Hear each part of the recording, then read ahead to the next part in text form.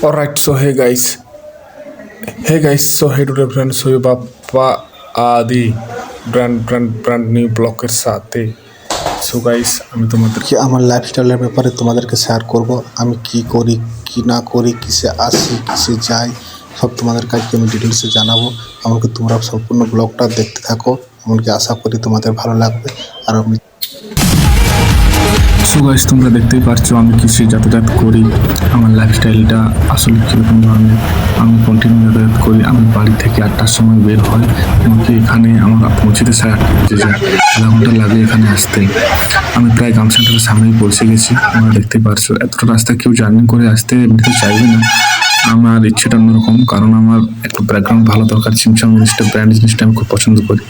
আর normal টাইপের gym আমাদের লোকালও আছে, ওখানে আমাকে খুব একটা ভালো লাগেনি, কারণ আমার ব্যাকগ্রাউন্ড সবসময় ছিমছাম দরকার। সো গাইস আমি যেখানে কাম করি ওখানে চাইটা একটু বেশি অন্য কাম সেন্টারের তুলনায়।